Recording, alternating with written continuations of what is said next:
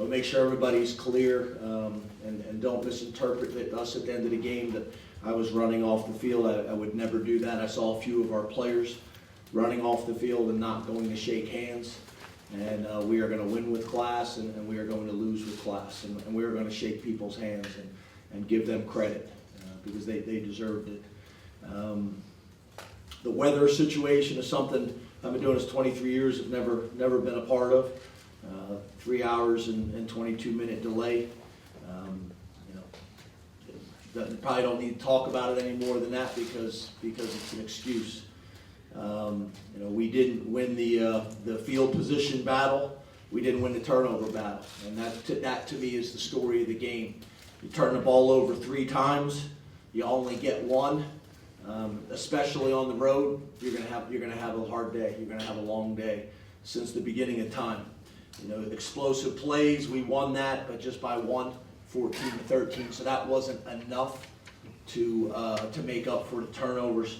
Penalty battle was a wash. So penalty battles were a wash. We lost the turnover battle. We lost the field position battle. Explosive plays were a wash. So that's the story of the game. It's pretty much that simple. Made some mistakes early in the game. Defensively, we're blitzing. Someone's supposed to peel at the back, or whether it's a defensive end or a linebacker. We got nobody peeling. We got guys running down the field clean. We got to get that cleaned up. Got some moving parts. Some guys injured. Some other guys in there, and we didn't consistently execute the way we should have. Offensively, we got to be able to get a running game going. Magnified on a day like today, we have got to get a running game going. But at the end of the day, give Michigan State credit. Give Coach D'Antonio credit, and we got a lot of work to do. One of the things that we are going to make sure, if there's any gray area whatsoever with our coaches and with our players and with anybody else, we're going to get back to what got us here, which is focusing on being 1-0 and not worrying about anything else whatsoever. You focus on being 1-0, you achieve that each week, everything else will take care of itself. And I'm going to make sure that everybody in our building is crystal clear on that. Because I would call us a young program in terms of the conversations that we've been a part of for the last 6 to 9 months, maybe a year, I guess you'd call it. We're not mature enough to handle that. And I don't know if anybody is, to be honest with you. So we're going to get back to what I know works, our formula. And we're not talking about anything else than about handle our business, about being 1-0, about respecting our opponent, and getting better every single day at practice, and not worrying about anything else besides that. So open up the questions. Raise your hand, we'll get a mic to you. James, I'm not to make this an excuse, just for informational purposes. I've been around even longer than that. I've never seen a game like this. I've never seen a situation like this. How did you attempt to keep the players ready during that long delay? Well, first of all, I want to give Michigan State credit. They were great. Obviously not an ideal situation being in a visiting locker room. I think this is the room that they cleared out for us. So we had some guys come in here. We had guys get out of pads. We sent ops guys over to Chick-fil-A to get sandwiches. I've never been a part of something like that before. For me to sit here, and I like to say that we have a plan for whatever may come. I didn't have anything in my head coaching manual about how to handle a 3-hour and 22-minute delay, but I will guarantee you I will have one moving forward. I'll talk to sports scientists, I'll talk to other coaches, I'll go through every detail of what happened today, and we will make sure that we have the best plan possible to put our kids in position to be successful. We were not prepared for a 3-hour and 22-second delay, but again, they had the same delay as we did. Did you have any problem with the delay? From what? I don't understand. The What length of the delay, considering the conditions. I'm not sure what you're saying. I mean, we can't. I thought it was really lengthy considering the conditions myself. Yeah, I mean, we don't make those decisions. People that deal with safety, I think it's the same all over the country. I think everybody has the same deal. It's based on how close. It's not. It's longer here than it is NCAA regulation. So that's okay. Yeah, I don't know what. I go in the locker room. I talk to the players, I get them Chick-fil-A sandwiches. When they tell us we come out, we come out. James, how much did the conditions affect the passing game, and was it a lot easier to go in one direction rather than the other? I think we're a fast team. I think we're a fast team. I don't think there's any doubt about it. We play a fast style on offense.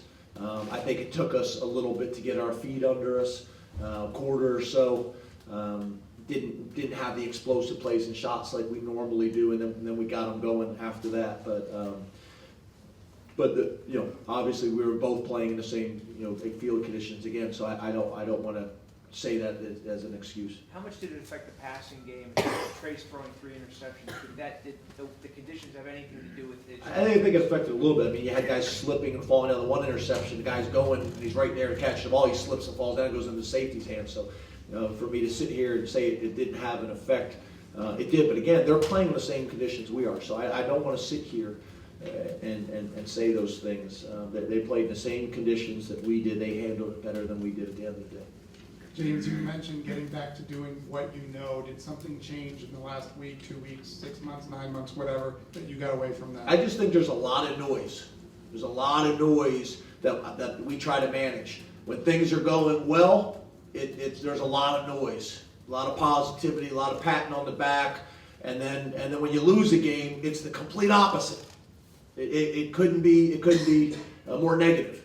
And for us in the past, we haven't worried about all those things. There's playoff rankings coming out. There's this, there's that. There's stuff that doesn't matter. The preseason rankings don't matter. Mid-season rankings don't matter. You go 1-0 every single week. You respect your opponent. You prepare like crazy.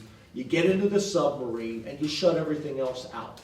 And you're appreciative. When people say nice things, you say thank you very much, and you move on. People say negative things. You say thank you very much and you move on. And it goes in one ear, it goes out the other, and you focus on the things you can control. And I would describe us as a young program. We haven't been a part of these conversations for a long time, and we haven't handled it well. And that's on me, and that won't happen again, because the formula that I know works, we're getting back to.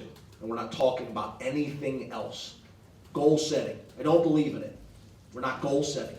We're focusing on the task at hand and getting better today, waking up in the morning, doing a back handspring out of bed, and attack the day with everything we got. And at the end of the day, go to sleep and then do it again the next day. Put a bunch of days like that, the results will take care of itself. Turn off your phone, turn off the internet, don't buy newspapers, excuse me, I apologize, media. Turn off ESPN, turn off Big Ten Network, and focus on the things in our locker room, the relationships in our locker room, the game film, the practice film, the things that are correctable, and do those things. James, the defense. So back, boring interviews. You guys aren't going to like it. James, the defensive secondary. Were you disappointed that you allowed that many chunk plays, particularly when you were trying to get the ball? We're not getting to the quarterback enough. That's showed up the last couple of weeks.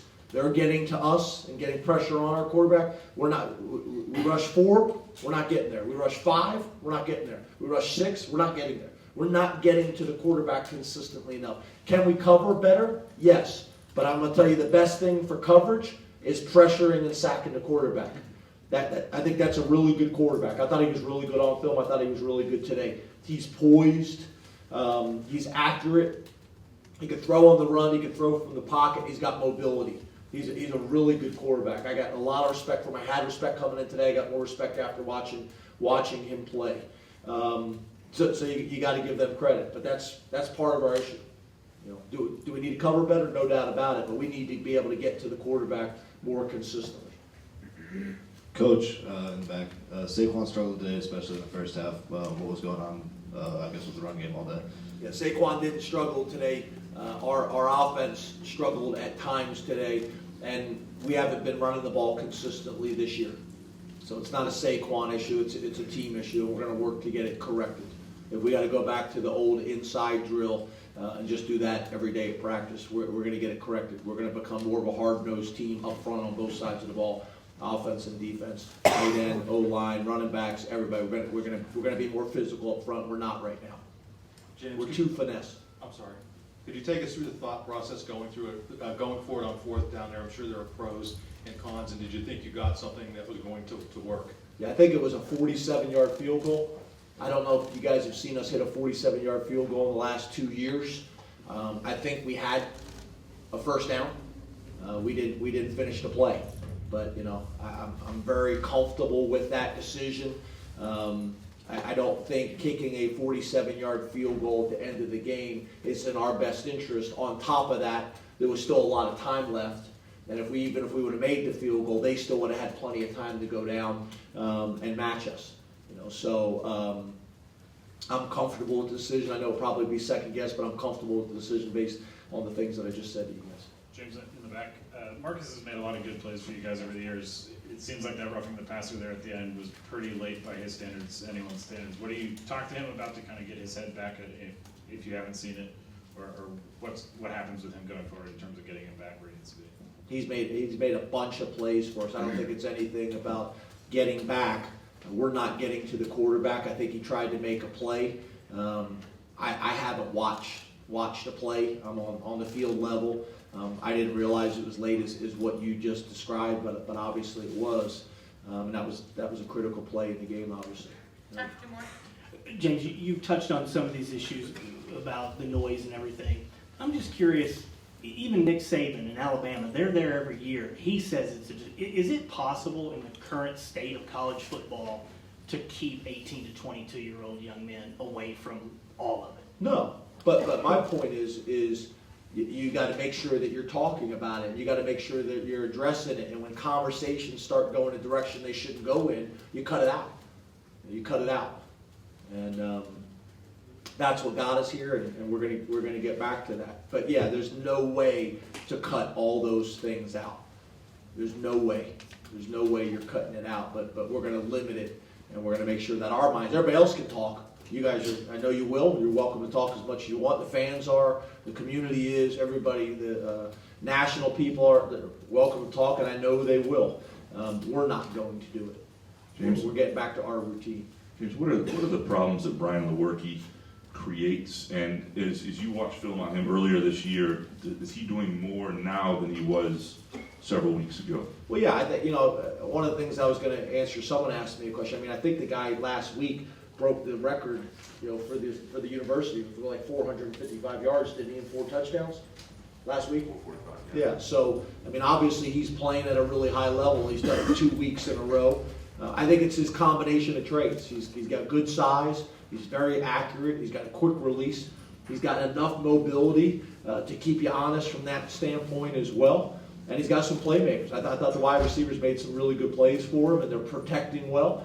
And they weren't overly effective running the ball as well today, but they were able to mix it in and keep us honest from that standpoint. And then play action pass and max protect and take shots down the field. Well coached, but he's a good player. I think the last 2 weeks he has really stepped up and really put them in a position to win.